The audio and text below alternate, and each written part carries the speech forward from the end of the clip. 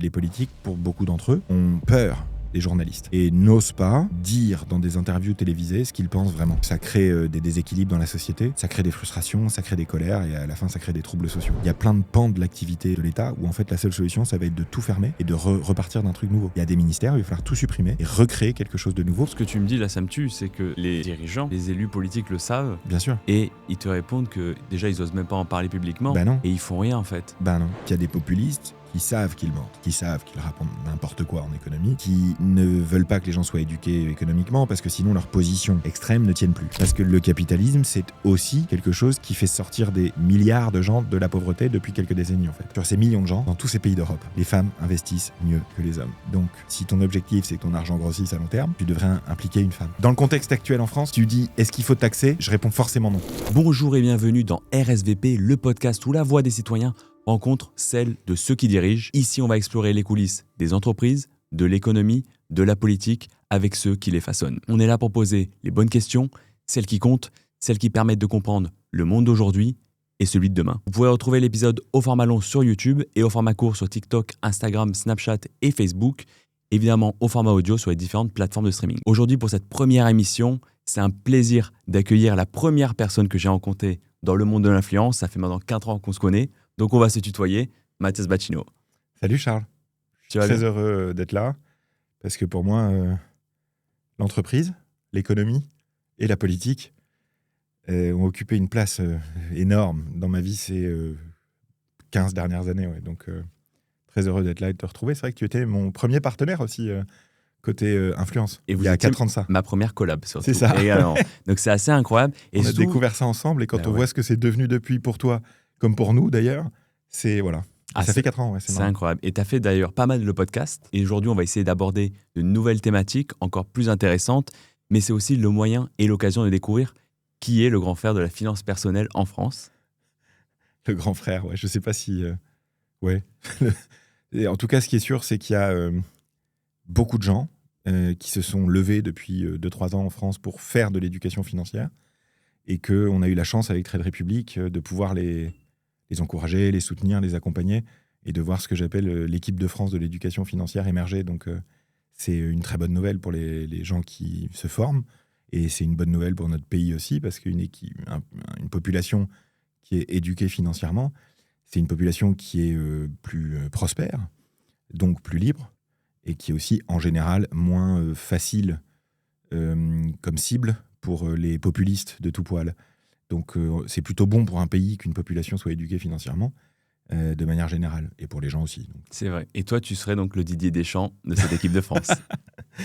Oui, j'ai sans doute moins d'endurance que Didier Deschamps et un peu moins de talent, ça c'est sûr. Mais en tout cas, voilà, c'est un accompagnement collectif, parce que moi, j'ai énormément appris en termes de communication aussi. C'est-à-dire que c'est pas juste nous qui avons encouragé les créateurs de contenu, c'est aussi les créateurs de contenu qui ont, en retour, un peu façonné aussi la manière dont nous, en tant qu'entreprise, on a commencé à communiquer nous-mêmes. Donc c'est un train qui va dans les deux sens, tout simplement. Complètement. D'ailleurs, on en reviendra ensuite quand on parlera de Trade Republic, qui est vraiment très différent en manière de marketing par rapport aux banques traditionnelles. Ouais. Et tout d'abord, pour commencer, est-ce que tu pourrais rapidement présenter un peu ton parcours personnel et professionnel jusqu'à présent ? Oui, donc moi je suis issu d'une famille qui est une histoire d'immigration méditerranéenne, donc moitié italienne, moitié pied noir espagnol du Maroc. Des parents qui étaient les premiers de leur famille à faire des études, voilà, avoir le bac et tout. Des grands-parents qui étaient agriculteurs, infirmiers, maîtres d'école. Et moi j'ai grandi en Bretagne, à Brest, où mes parents travaillaient. J'ai fait un bac SP Maths parce que c'est ce qu'il fallait faire à l'époque, pour une raison simple. C'est que c'était le seul bac à l'époque où, après ce bac-là, tu pouvais faire littéralement tout ce que tu voulais. Il n'y avait aucune porte qui t'était fermée. Et ça, c'est un des aspects essentiels ensuite de mon développement et de ma carrière ensuite. C'est que j'ai toujours fait en sorte de laisser les portes ouvertes pour la suite, en fait, et d'anticiper longtemps à l'avance, quoi. Et donc moi, j'étais passionné de géopolitique. J'étais passionné de relations internationales. J'étudiais 2 langues depuis la 6e, l'anglais et le russe, puisque mon père avait choisi le russe pour moi et le chinois pour mon frère. Et donc arrive le bac, Et pour faire de la géopolitique, quand on a fait bac S, maths, il faut passer par une étape de probablement Sciences Po. Et pour pouvoir rentrer à Sciences Po avec un bac S, maths, une des bonnes solutions, c'était de faire une prépa littéraire. Et à l'époque, je lisais beaucoup à l'époque. J'avais une vision un peu romantique de la vie, mais au sens littéraire du terme. Et je voulais me former de manière très globale. Il y a toute une vision de l'éducation qui est ce qu'on appelle faire ses humanités, c'est-à-dire se former à l'ensemble des disciplines en fait, qui existent pour être quelqu'un de complet. Et moi, j'ai grandi dans mon adolescence dans ce fantasme littéraire-là. Et donc, je m'étais dit, j'ai fait bac S, maths, donc là, il faut faire la partie littéraire. Donc, je suis allé en Hippocagne. Ça a été beaucoup plus difficile que ce que j'aurais cru, parce qu'il y a eu non seulement le choc de passer du bac S, maths à Hippocagne classique, lettres classiques, quoi. En plus, je suis passé de Brest, ambiance surfeur, skater, ascendant snowboarder, très détendu à Brest, très sympa, une ville que j'adore, à Versailles.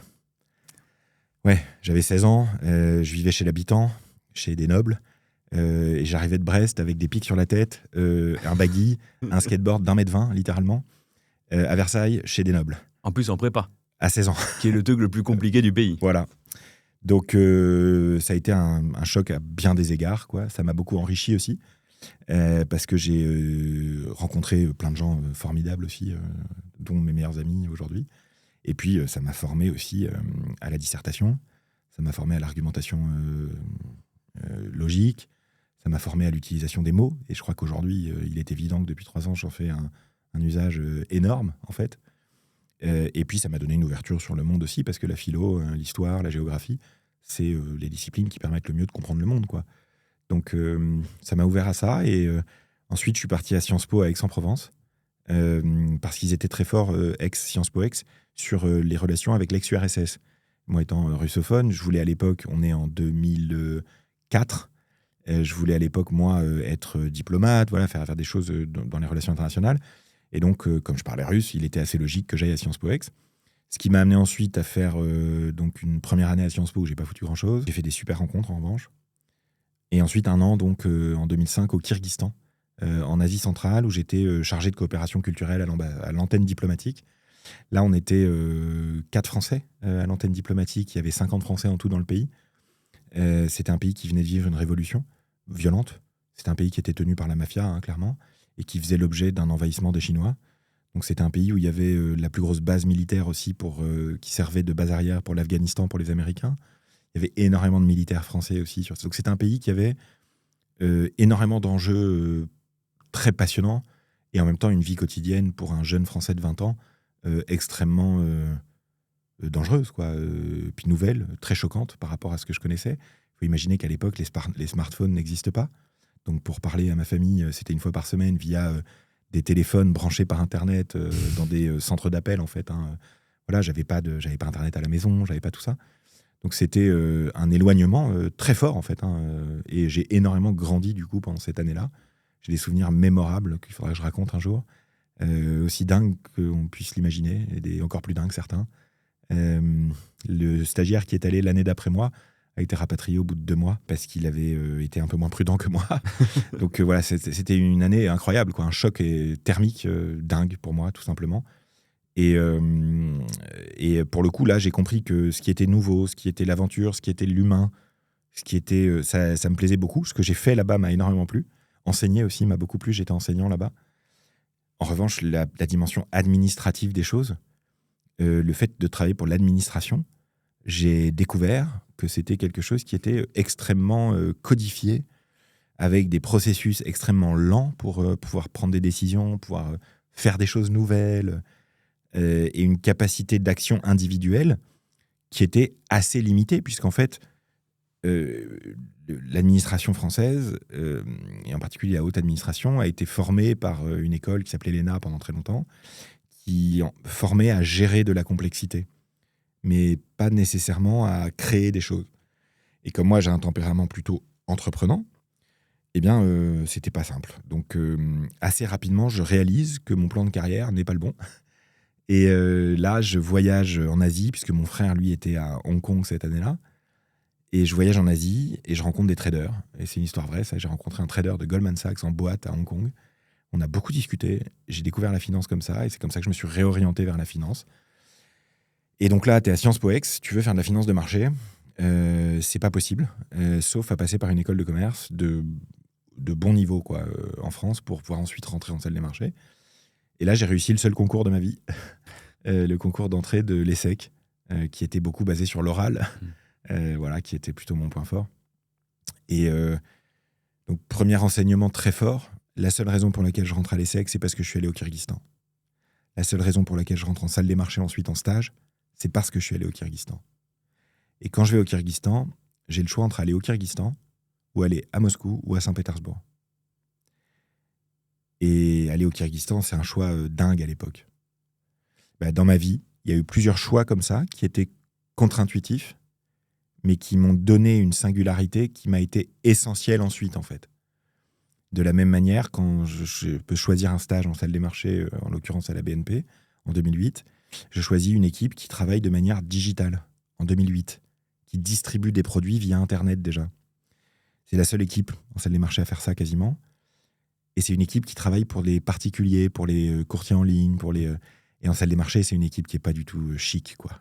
C'est une équipe qui est pas du tout perçue à l'époque comme étant un truc bien, quoi. Tu vois, ce qui était bien, c'était de vendre des produits structurés à des banques privées suisses. Avoir des costumes très chers. Ça, c'était bien à l'époque. C'est ça que j'ai fait, ça. Et voilà, ça, c'était bien perçu à l'époque. Et c'était moi, ce que j'ai fait, moi, était pas du tout bien perçu à l'époque.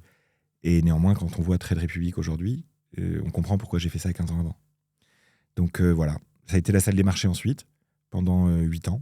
Et là, ça a été un apprentissage du travail, de la rigueur, de l'intensité, du travail en équipe, hyper important en salle des marchés. Ça a été un apprentissage aussi de la réglementation, de comment on parle d'argent. Ça a été toutes les bases, en fait. Et puis, ça a été le début quoi, de la finance digitale. Donc, on a vécu ensemble avec BNP les premiers comptes Twitter, les premiers webinaires à l'époque. J'ai créé la première émission, je crois, en direct, une fois par semaine sur YouTube, de décryptage de l'actualité économique et financière. À l'époque, avec Investir. On a créé le premier programme gratuit de formation à la bourse par des vidéos YouTube en 2014, qui s'appelait Objectif Bourse, qui était un travail de place, donc avec Euronext, BFM Business, voilà, plein d'entreprises différentes. C'est une des seules fois, à mon avis, a priori, que ça a eu lieu, ça. C'est un de mes grands regrets, ça, de jamais avoir réussi à convaincre l'industrie financière de faire manger des pommes ou les produits laitiers, des sensations pures, tu vois. Oui. Ce genre de communication. À l'éducation financière. Il me semble que l'industrie financière aurait dû faire ça via son rôle. une association de place, peu importe, mais collectivement. Voilà, ça aurait été bien. Bon, il y a Avenue des investisseurs qui émerge avec Anne Guignard maintenant, qui est super, qui va réussir ce rassemblement-là. Mais voilà. Donc, salle des marchés. Et puis ensuite, j'ai la chance de progresser vite en salle des marchés. À l'époque, j'ai fait un choix aussi tactique, fort, qui était que cette équipe avait des gens qui étaient là depuis au moins 3 ans dans l'équipe. Tous. Il n'y avait pas de personne arrivée récemment dans cette équipe. Et donc, je me dis, vu qu'en salle des marchés, en général, au bout de 5 ans, tu changes de boulot, je me suis dit, de manière un peu tactique, que probablement, il y allait avoir des gens qui allaient partir au bout de quelques temps, et que moi, étant nouveau dans l'équipe, j'allais pouvoir peut-être monter un peu plus vite et avoir plus de responsabilités un peu plus vite. Et c'est ce qui s'est passé. Et donc, je me suis retrouvé en 2014 responsable d'une activité en salle des marchés, grâce à mon mentor aussi, qui m'a fait confiance à l'époque et que je remercie encore aujourd'hui. Et ça a été voilà, un moment important pour moi. Et c'est ce qui donc ça m'a permis de rentrer dans tout ce qui est programme dans la boîte. Donc, Graduate Programme, Junior Executive Programme, Innovation Programme. Tous ces trucs que je faisais en plus de mon boulot, où personne ne comprenait trop pourquoi j'en faisais autant, pourquoi ces trucs-là en plus, et pourquoi.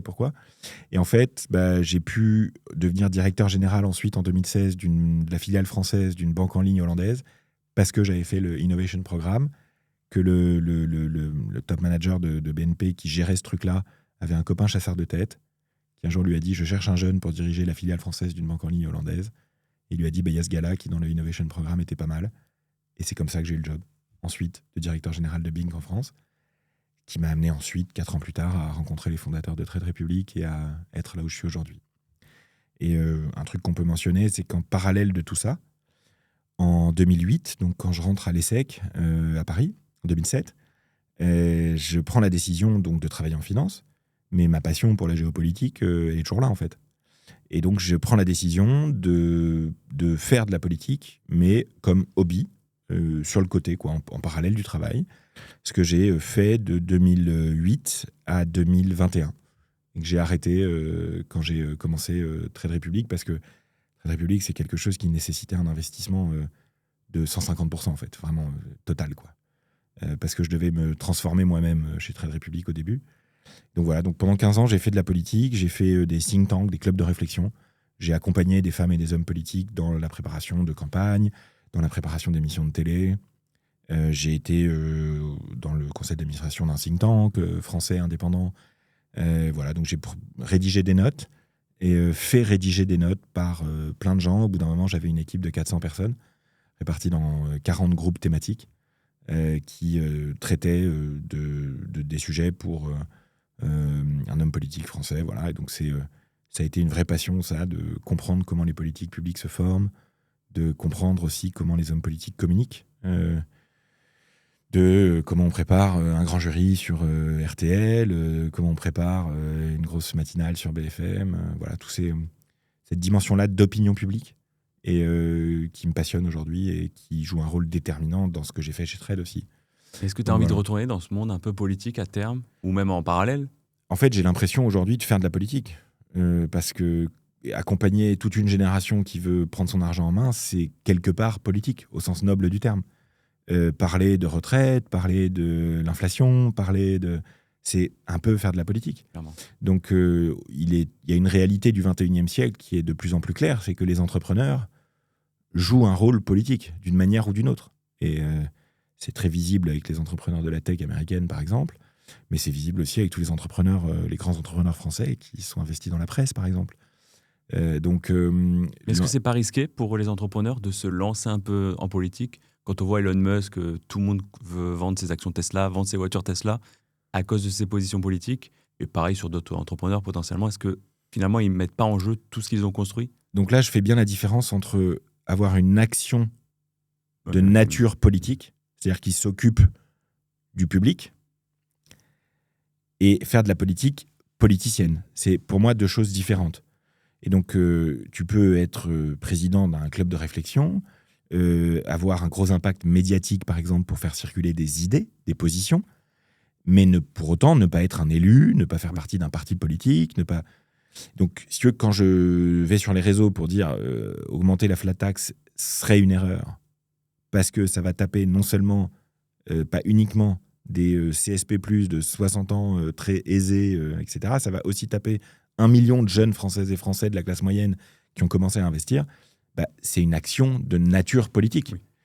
Et voilà. Mais c'est différent de la politique politicienne. Ok, très bien. Et donc aujourd'hui, moi, je ne me verrai pas du tout aller dans l'écosystème de la politique politicienne parce que j'ai trop de travail à accomplir avec Trade Republic. Et puis c'est un milieu qui est très difficile, qui est très agressif, alors que le milieu de l'entrepreneuriat est un milieu qui est très positif. C'est dur, c'est un challenge, c'est fatigant, c'est énorme, Trade Republic à gérer. Mais c'est positif. On construit des choses, on travaille ensemble, il y a un esprit d'équipe.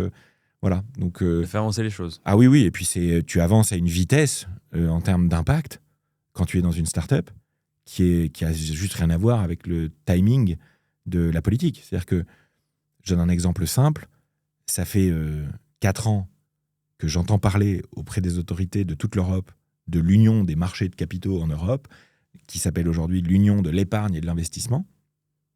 Et concrètement, depuis 4 ans, hélas, il ne s'est rien passé de positif pour ça. Rien du tout. Il y a eu des milliers d'heures de discussion, mais il n'y a pas eu de conséquences concrètes. Et pendant ce temps-là, on a ouvert 8 millions de comptes, on a fait investir 8 millions de personnes à long terme, en bourse, efficacement grâce au plan d'épargne. On gère 100 milliards d'épargne.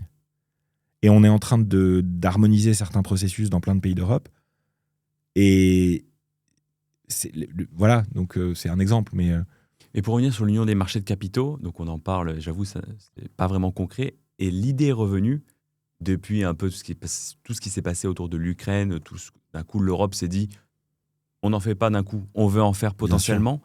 On a l'impression qu'aujourd'hui, ça a toujours été le cas, j'ai l'impression qu'on avance que par les crises. D'ailleurs, toi, tu t'es défini dans un podcast comme un crise native, mais j'ai l'impression aujourd'hui que toutes nos générations, on ne vit que dans les crises. Moi, je suis né en 1995, on a eu le 11 septembre, la crise de 2008, la crise écologique, la crise démocratique aujourd'hui.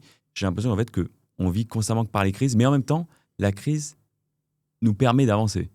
En fait, donc oui, le monde est difficile depuis le début des années 2000.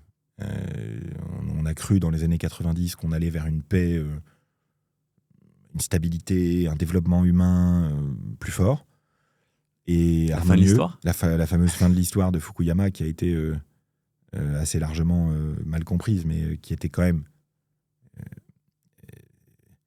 une forme d'erreur malgré tout. Et on vit une succession de crises, c'est clair. Moi, j'ai commencé à bosser en finance. 2 semaines après, Lehman Brothers faisait faillite. Le système financier mondial était bloqué du jour au lendemain en quelques heures. Les banques ne se faisaient plus confiance entre elles. Les États ont dû intervenir. Ça a été incroyable comme moment. Et c'était au bout de 15 jours. Mon premier CDI officiel, il commence le 1er août 2011. Avant, j'étais en CDD. Et au mois d'août 2011, le CAC 40 perd 26%. Ce qui n'était jamais arrivé dans un mois d'août, si tu veux. Donc ça m'a valu une réputation de chat noir assez forte auprès de mes copains sur les marchés. Et donc oui, on vit un monde qui est un monde de crise. Et quand on a une structure où il est aussi difficile de prendre des décisions qu'est l'Europe, avec 27 voix qu'il faut accorder, eh bien, les crises forcent le rapprochement.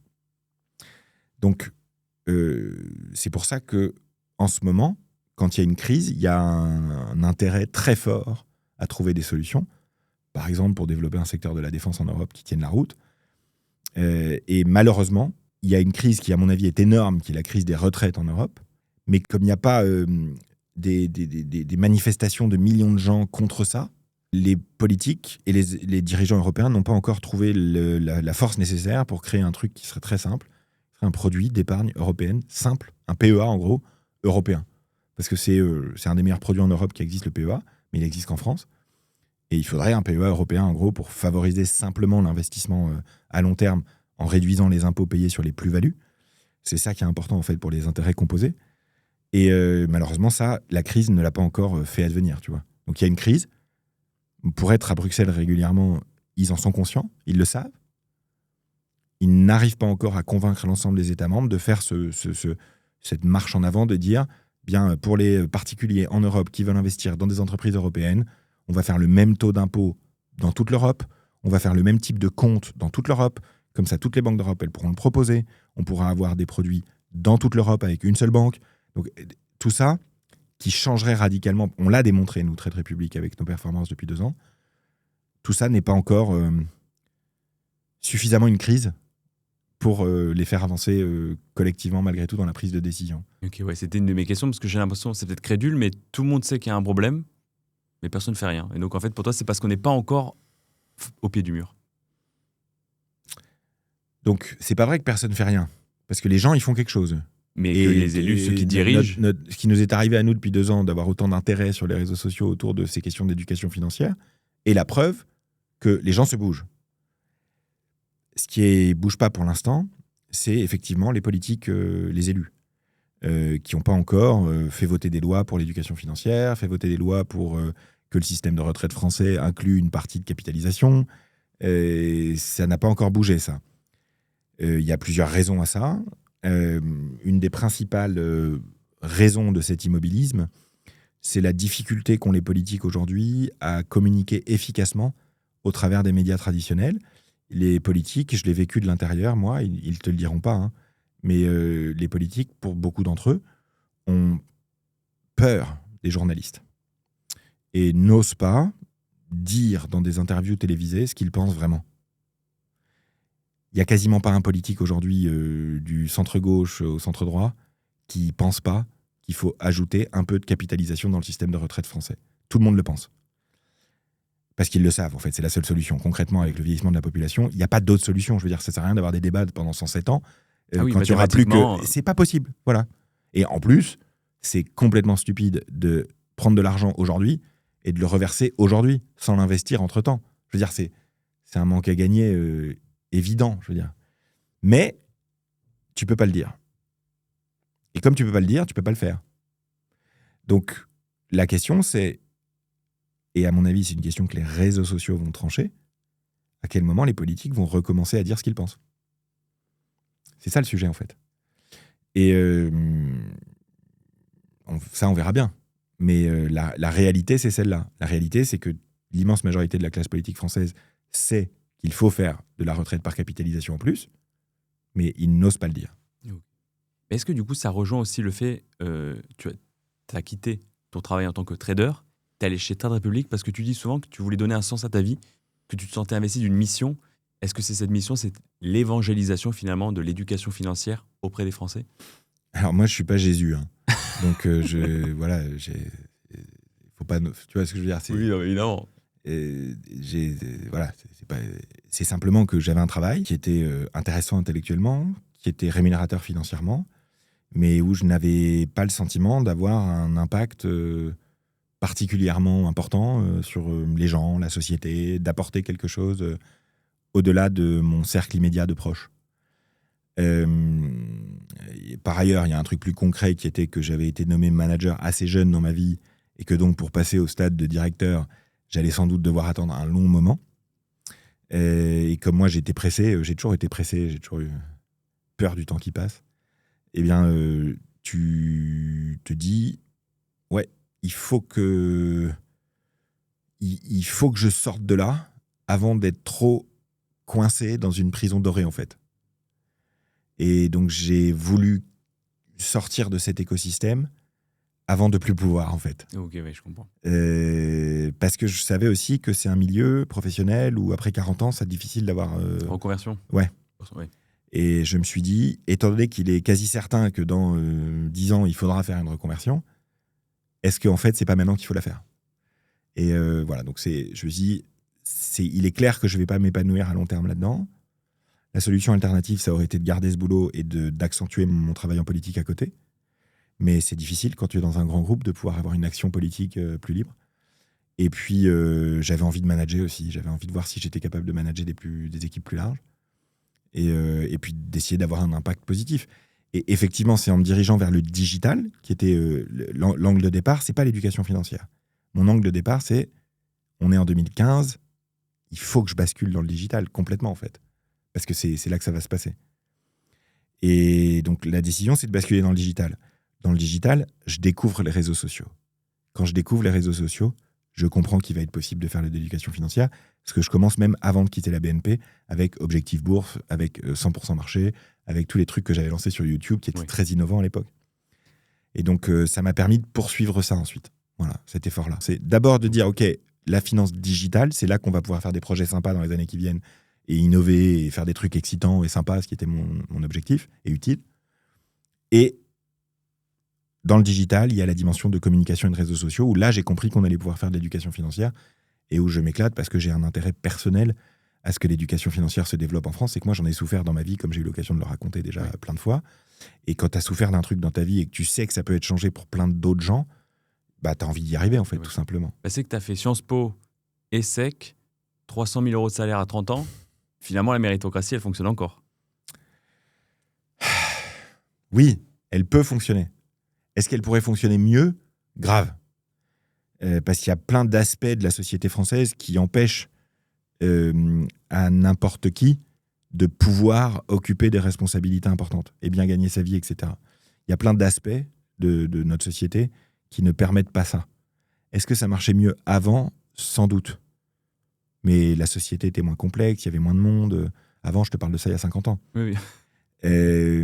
Aujourd'hui, depuis une dizaine d'années en France, l'indice de Gini, c'est-à-dire ce qui te dit si c'est possible ou pas de montée de classe sociale, il a reculé. Donc il était en progression. C'était de plus en plus facile pendant des décennies pour quelqu'un qui venait d'un milieu populaire de devenir quelqu'un de aisé avec des responsabilités, etc. Mais depuis 10 ans, c'est l'inverse. C'est-à-dire que la pente repart à la baisse. Ça, c'est pas bon parce que ça crée des déséquilibres dans la société, ça crée des frustrations, ça crée des colères et à la fin, ça crée des troubles sociaux. Donc l'ascenseur républicain, c'est pas juste bien, c'est indispensable au fonctionnement démocratique, en fait.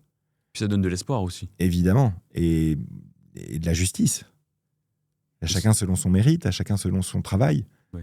Et c'est ça qui crée des sociétés aussi, c'est des valeurs qui créent des sociétés dynamiques, tout simplement, positives, où tu peux te développer et où à la fin, c'est l'humain qui gagne. C'est-à-dire qu'une société qui se développe, c'est une société où la prospérité intervient, et la prospérité, ça permet la liberté. Et la liberté de l'homme, c'est de se développer. Et donc, quand on est un humaniste et qu'on place l'homme, avec un grand H évidemment, l'humain au centre de son action, le développement humain permis par la prospérité, c'est une évidence historique. Quand c'est la guerre, quand c'est la crise économique, c'est pas là que l'éducation, l'art, l'humain se développe. Voilà. D'ailleurs, dans une de tes interviews en parlant de développement humain, tu disais que l'ego était l'ennemi de la réussite. Comment toi, tu as dompté cet ego finalement ? Est-ce que tu l'as dompté ? Il y a...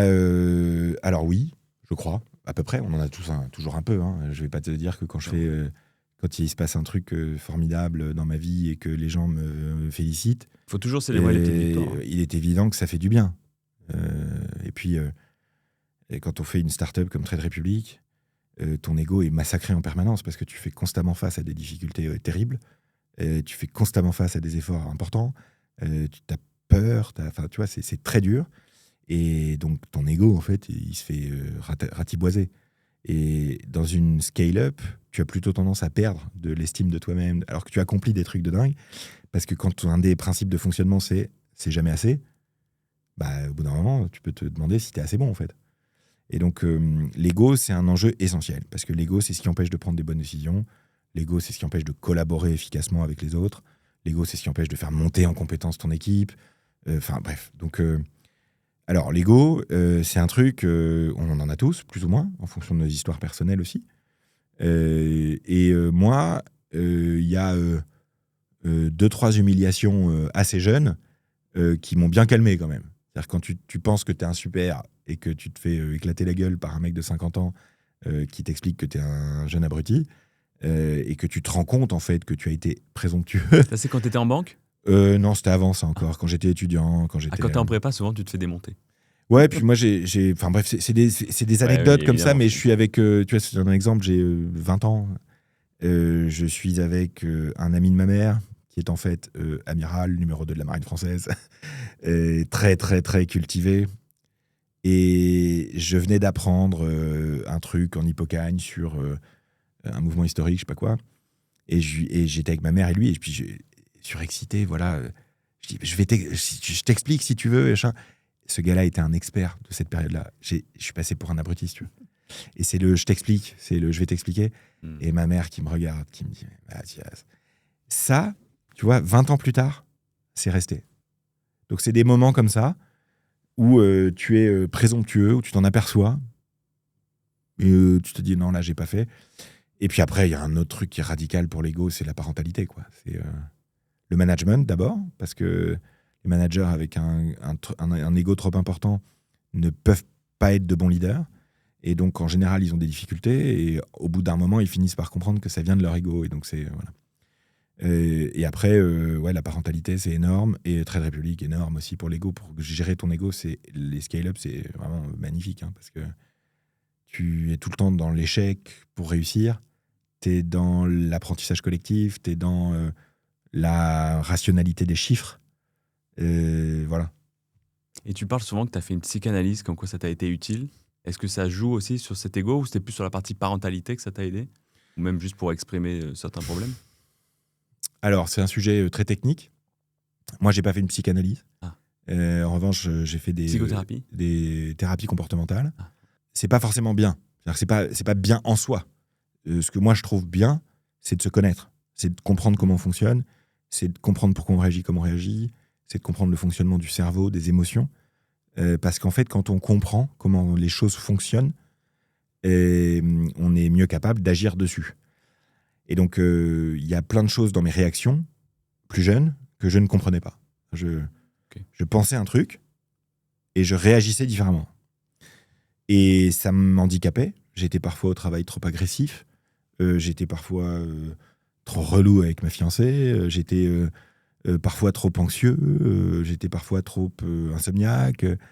Et je me disais qu'il fallait d'abord comprendre pourquoi j'étais comme ça pour être capable d'être plus libre, en fait, d'agir dessus pour être libre de décider de comment j'allais me comporter. Et ça, plusieurs personnes peuvent t'aider. Et moi, en l'occurrence, j'ai rencontré un médecin psychiatre exceptionnel, une femme qui était passée par Sciences Po par ailleurs, donc un médecin psychiatre, mais agrégé de pharmacologie, passé par Sciences Po, donc quelqu'un de très complet aussi dans l'approche, et avec qui j'ai eu des discussions passionnantes sur le fonctionnement de mon cerveau, de mes émotions, pourquoi, etc. Mais j'ai pas passé 2 ans à parler à quelqu'un qui me répondait pas, par exemple. Tu vois. Ça, je l'ai pas fait.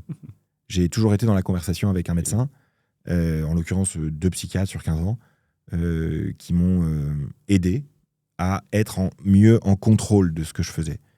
Voilà. Et après, il y a la méditation qui est intervenue sur le chemin, qui m'a aidé énormément à prendre le stress, la pression, à être capable de redescendre d'un coup quand tu sors d'une journée terrible et que tu arrives et que tu as 2 enfants en bas âge à la maison, bah de prendre 5 minutes pour re-switcher, pour être émotionnellement disponible. Voilà, c'est les aventures que j'ai vécues au travail depuis 15 ans, en politique à côté, ensuite dans ma vie privée, en ayant des enfants. Tout ça est extrêmement intense. Et j'avais pas d'expérience préalable. Donc, tout ça a été très intense. Et dans l'intensité, tu peux vite te laisser happer par des trucs que tu contrôles pas, tes émotions, tes névroses. Et moi, je voulais essayer d'être le plus en contrôle possible, quoi. Bah écoute, Mathias, je te remercie déjà pour la présentation. On a un peu dérivé sur les sujets suivants parce qu'on va parler un peu justement d'économie, de politique, du système bancaire aussi, et aussi sur comment gérer son argent. Je voulais parler que les Français, les Européens ont un sentiment aujourd'hui d'appauvrissement, presque programmé. On a l'impression que l'inflation grignote notre pouvoir d'achat, il y a une mauvaise allocation de l'épargne, tout coûte de plus en plus cher. Dans le contexte, en plus, de l'actualité politique, toi, tu en as commencé à en parler tout à l'heure, le problème du système des retraites. Ouais. Finalement, qu'est-ce qu'on devrait faire pour résoudre concrètement ce problème-là en France ? Et même en Europe, pour le coup. La situation économique de l'Europe est pas catastrophique, mais elle n'est pas bonne non plus. Le problème, c'est la trajectoire. Et c'est pareil pour la France. Il y a des pays d'Europe qui vont mieux que d'autres, mais de manière générale, il y a une trajectoire qui n'est pas encore la bonne.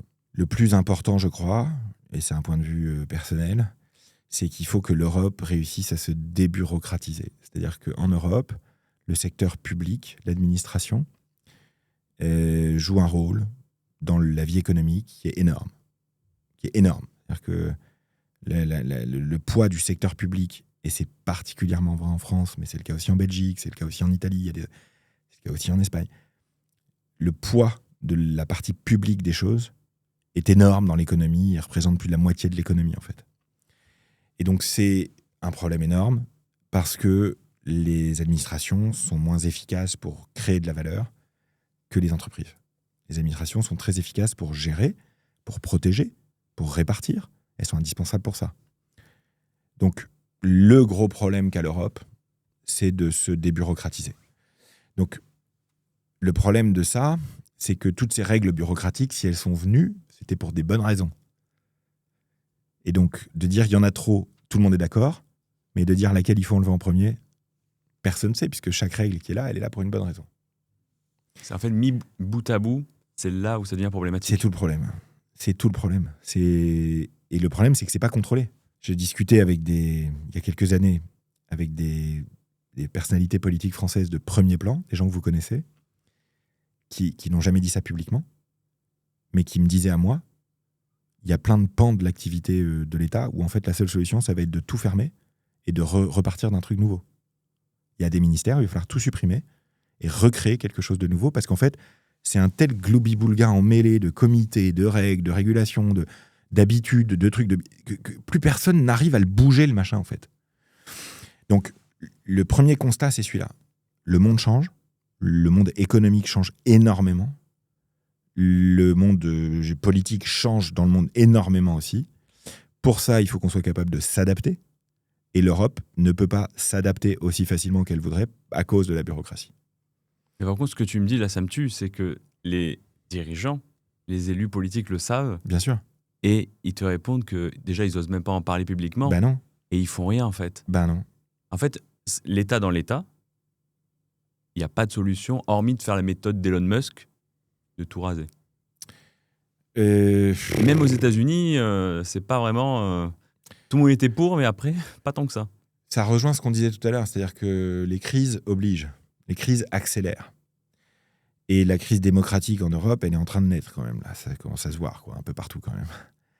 Et ça va forcer des décideurs politiques à bouger plus fort. C'est évident. C'est inévitable. Ce qui se passe aux États-Unis est la version américaine de ça. Et c'est donc une version plus rapide, plus violente, plus brutale, plus spectaculaire. Plus spectaculaire, le show américain. Plus extrêmement surprenante, quoi, si tu veux, en termes de comportement. Et l'intérêt que ça peut avoir pour nous, c'est que ça peut... donc, partons du principe que le système européen est déséquilibré en faveur de la bureaucratie actuellement. Et que ça emmerde plein de gens qui veulent se développer et qui ne peuvent pas.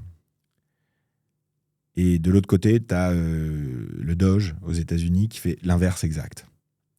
Donc, en théorie, ensuite, ça revient au milieu un peu. C'est ça mon idée. Oui. Est-ce que ce sera le cas ? Je ne peux pas en être sûr. Mais je crois qu'à mesure qu'une jeune génération de décideurs politiques émerge, ils sont tellement, eux, comme toi, à avoir grandi dans un monde tragique, dans un monde difficile, qu'ils sont davantage capables d'agir.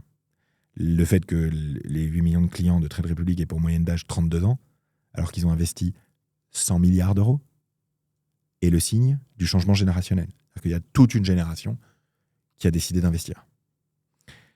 Et ben, pour la politique et l'action politique, à mon avis, ça va être pareil.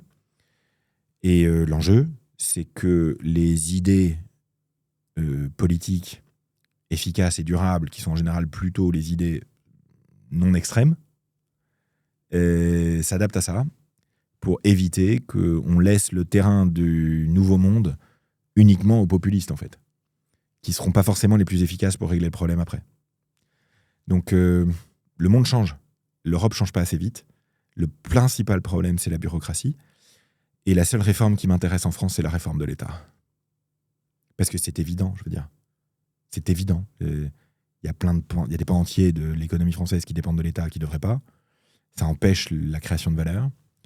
Et ça endette énormément l'État aussi. Ça endette énormément l'État, évidemment. Et le simple fait que le pouvoir d'achat des Américains, qui était équivalent au pouvoir d'achat des Français, il y a 20 ans. Il y a 20 ans, après ta naissance, tu vois.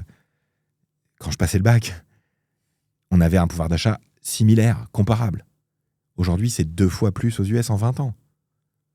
Donc évidemment, les US ont ce qu'on appelle en économie des externalités négatives beaucoup plus importantes que nous. Ils polluent. La population américaine est en mauvaise santé. L'hyperconsumérisme a créé des obèses par millions. C'est une société qui a des externalités négatives énormes. Mais, en attendant, ils ont doublé leur pouvoir d'achat par rapport à nous. Donc moi, je crois qu'il y a une voie européenne pour ça. Et le fait que les Européens soient très présents au niveau mondial dans l'innovation le montre aussi, d'ailleurs. Mais il y a un système qui nécessite d'être adapté à la réalité du monde actuel. Donc l'enjeu, c'est est-ce que l'Europe va trouver le modèle européen du XXIe siècle, en fait ? Et pour l'instant, on n'y est pas. C'est que toi, tu parles beaucoup du modèle européen. Bien sûr. Tu parles vraiment de l'Europe en fait en tant qu'entité. Bien sûr, mais c'est une entité. Évidemment, parce que c'est l'Union européenne. Hein. D'ailleurs, l'Union européenne a même eu le prix Nobel en 2012. Ça veut dire quand même beaucoup de choses. Bien sûr. Sur la vie que l'on mène actuellement. Mais aussi d'un point de vue français. Tout à l'heure, on a parlé de la réforme des retraites. Est-ce que c'est quelque chose... Tu penses vraiment que ça va être possible ? Ou ça va être un feu de paille, ou ça va être fait d'une manière à la française qui va être peut-être mal faite ? Parce qu'il y a 20 ans, je crois que c'est au début des années 2000, Il semble que c'était Lionel Jospin qui avait Lionel Jospin, il me semble, qui avait voulu lancer un peu cette idée de retraite par capitalisation avec un petit montant. Et en fait, en 2008, ce fonds, je ne sais plus comment ça s'appelle, ce fonds, pas pour les retraites, mais un truc du style, a été dévoyé par Nicolas Sarkozy, qu'il a utilisé en fait pour compléter les retraites chaque année. Mais initialement, il y a 25 ans, on avait eu cette idée de se dire, on pourrait le faire. Déjà, si on l'avait fait il y a 25 ans, peut-être que ça aurait été vraiment pertinent. Donc, je ne sais pas si tu avais entendu parler de ce fonds-là. Bien sûr, ouais. Mais Alors, il y a un endroit en France où il y a de la retraite par capitalisation, c'est pour la fonction publique. La fonction publique a un régime de retraite par capitalisation supplémentaire. Si la question c'est est-ce qu'il y aura une réforme des retraites efficace vers de la capitalisation en France, la réponse est oui, c'est certain. Mais est-ce que c'est BlackRock qui va tout rafler ? On essaye de créer des entreprises européennes qui vont pouvoir faire ça, justement.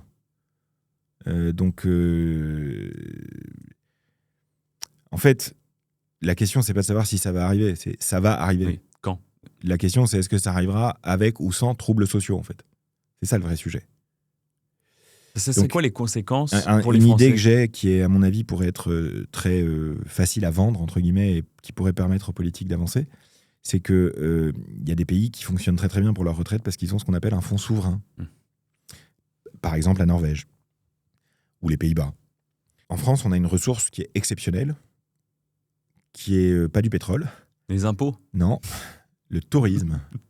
La principale ressource qu'a la France à sa disposition, c'est sa capacité touristique qui est immense. On pourrait imaginer très bien que la France prélève un peu des ressources touristiques chaque année pour l'investir dans un fonds souverain qui viendrait soutenir le système de retraite. Je rappelle que 1 000 milliards d'euros de dette en France, en plus, ces 15 dernières années, la moitié, c'est pour payer les retraites. On parle de 500 milliards. Donc, il est évident que ça ne peut pas durer.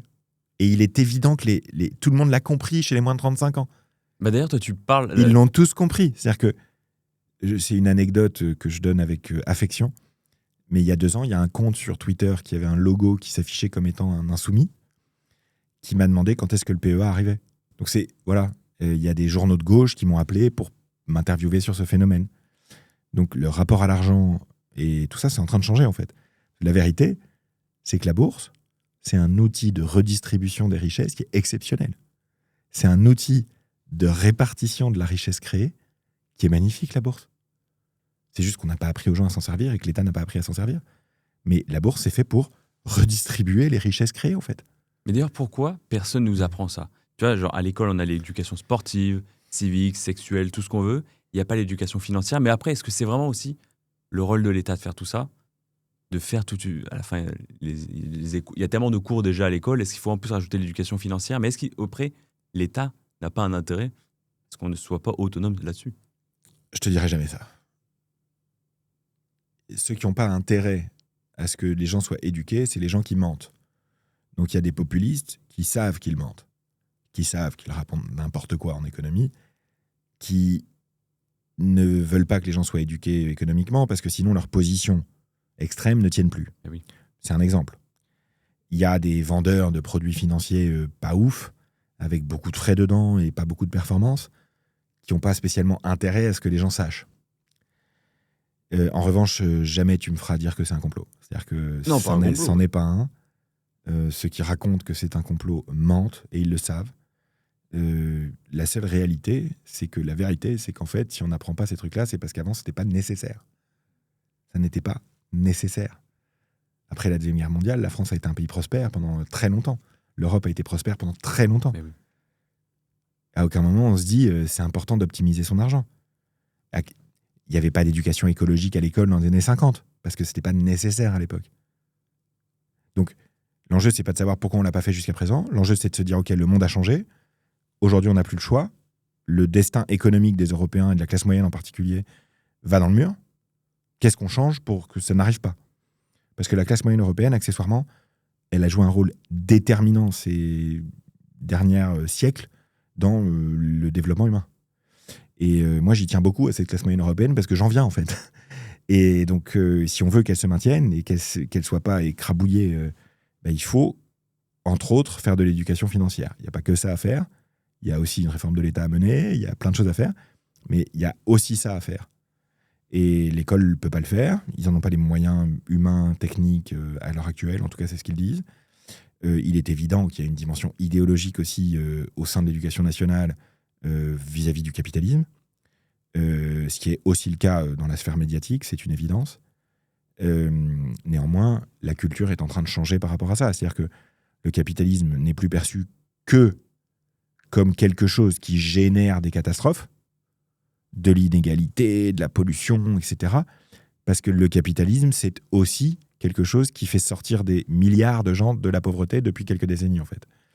Donc la question, à mon sens, c'est mon avis, n'est pas de savoir comment on arrête le capitalisme à cause des choses négatives qu'il crée.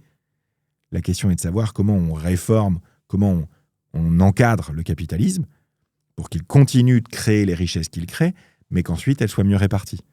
Et dans cette démarche-là, l'éducation financière joue un rôle essentiel.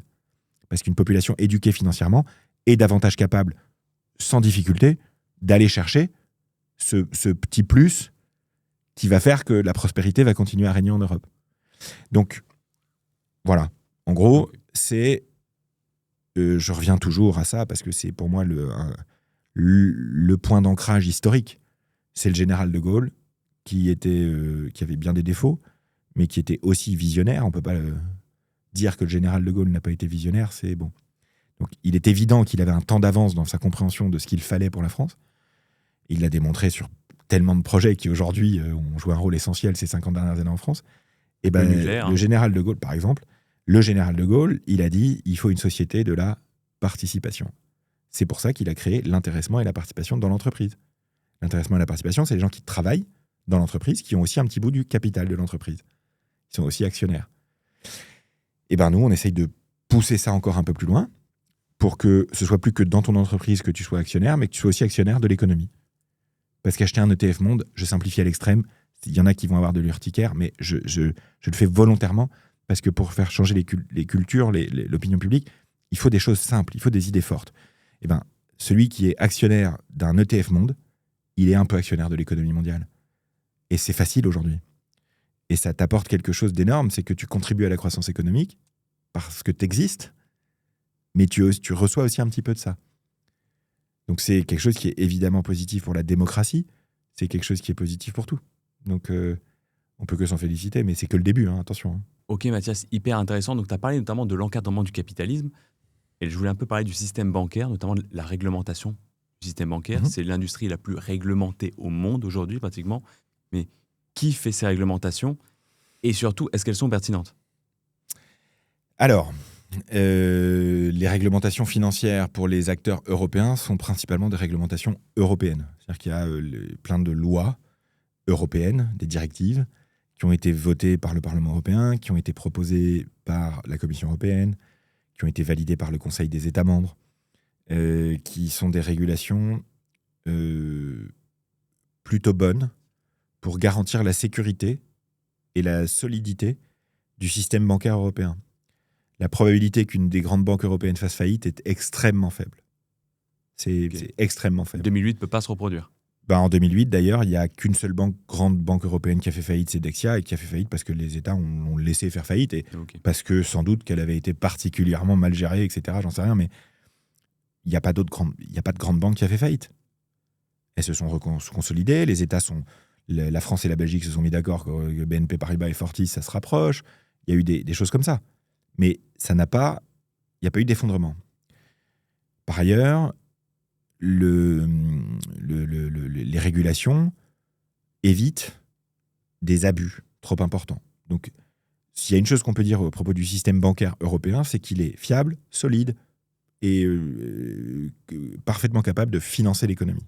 Et les régulations, d'ailleurs, viennent soit des parlementaires, soit des fonctionnaires de la Commission européenne, soit d'un élément essentiel du fonctionnement de l'Union européenne, qui sont les lobbies. C'est-à-dire les représentants d'intérêt, donc la personne qui va représenter les banques françaises, par exemple, à Bruxelles. Et il y a aussi des représentants des pays, c'est les fameux Permanent Representatives, les PermRep, qui jouent un rôle déterminant là-dedans aussi. La fabrique des régulations européennes, pour la voir de près, moi, depuis une quinzaine d'années, n'est pas extrêmement efficace. C'est-à-dire que il y a un tel éloignement en fait entre les personnes qui décident in fine et la réalité du terrain qu'il est parfois difficile de créer une régulation qui est parfaitement utile. Parce qu'il y a beaucoup de compromis qui sont faits, et il y a des compromis sur compromis sur compromis sur compromis, qui fait qu'à la fin, tu peux aboutir à un texte qui a plus grand-chose à voir, en fait, à cause de la négociation européenne. Okay. Donc, voilà. C'est pour ça qu'il y a des régulations européennes qui ne sont pas très utiles, efficaces, etc. Et c'est surtout pour ça qu'on a du mal à en créer des nouvelles qui soient un peu plus radicales face au changement. Parce que la radicalité, parfois nécessaire, s'accommode assez mal de la négociation à 27, en fait. Ah oui. Mais d'ailleurs, en fait, quand vous êtes arrivé, vous, avec Trade Republic, d'ailleurs que tu définis comme un objet bancaire non identifié, tu compares l'arrivée de Trade Republic à Free sur la téléphonie mobile. Comment vous arrivez... C'est ambitieux comme comparaison, mais... vous avez l'ambition de disrupter. En fait, je dis ça parce que il y a un dicton dans les startups qui dit que ceux qui ont le plus bénéficié de l'arrivée de Free, c'est les clients d'Orange et de SFR. Parce qu'effectivement, quand tu as un acteur plus innovant qui arrive, en général, les autres acteurs soit sont obligés d'augmenter leur niveau de service, soit de baisser leur prix. Et c'est la joie de la concurrence. C'est pour ça que les autorités en Europe et aux États-Unis soutiennent autant la concurrence, parce qu'elle permet ça, la concurrence. Et il est évident que si Trade Republic a un impact fort avec ses 8 millions de clients et ses 100 milliards d'encours, Trade Republic n'a pas encore un impact avec des milliers de milliards, parce que c'est 35 000 milliards en Europe d'épargne. Donc, ça ne peut voir le jour que par l'impact de la concurrence. C'est parce que Trade Republic a fait ce qu'il a fait en France depuis 4 ans, en partie, que par exemple, la France vient de voter une loi pour le fractionnement des titres financiers, pour permettre le fractionnement pour les acteurs français aussi. Donc, on a contribué aussi, par notre action depuis 4 ans, et par notre action à Bruxelles aussi, à faire en sorte que, dans les années qui viennent, on puisse comparer les prix des actions sur les 400 bourses en Europe, en direct, à tout moment. Ce qui n'est pas possible aujourd'hui. Il n'y a pas de registre centralisé du prix des actions. Et qui est un élément indispensable pour créer de la confiance avec les gens. Si les gens ne peuvent pas comparer les prix, ils ne peuvent pas créer de la confiance. Et donc, la création de cet outil-là est essentielle pour la transition financière, justement. Mais c'est des trucs très techniques, tu vois. La création de ce registre-là, par exemple, la fameuse Consolidated Tape, ça fait 30 ans qu'on en parle. Et il a fallu à un moment donné qu'il y ait qu'il y ait un push vraiment fort, quoi, y compris de pays et de gros acteurs de l'industrie, les asset managers en l'occurrence, pour que ça finisse par passer. Mais c'est passé parce que deux pays, en l'occurrence la France et l'Allemagne, ont décidé qu'il fallait que ça passe, quoi. Donc c'est incertain, la fabrique de la régulation. C'est efficace pour garantir la solidité, c'est efficace pour protéger, c'est pas très efficace pour l'innovation, c'est pas très efficace pour la performance surtout. Tout à l'heure, on a parlé du fait que les gens devaient commencer à investir. Et je vais te remémorer un TEDx que tu as fait, et qui était pour moi hyper intéressant et flagrant de la réalité d'aujourd'hui. C'est que tu avais fait un TEDx où tu demandes aux gens qui a un iPhone. La plupart des gens lèvent la main. Ouais. Et après, tu demandes qui a acheté l'action Apple. Ils étaient deux. Depuis la sortie du premier iPhone, l'action Apple est passée de $3 à 200, jusqu'au high à 250. Comment ça se fait qu'aujourd'hui, les gens consomment, ils achètent un produit qu'ils adorent, l'entreprise, mais ils n'achètent pas l'action et ils privilégient finalement le livret A ou les autres livrets classiques, pépères, dirais-je. C'est uniquement parce qu'ils ne sont pas au courant. C'est uniquement parce que personne ne leur a jamais dit, que personne ne leur a expliqué. Parce que... Mais de la même manière que si on ne t'explique pas, tu ne vas pas naturellement, par la volonté du Saint-Esprit, te mettre à recycler.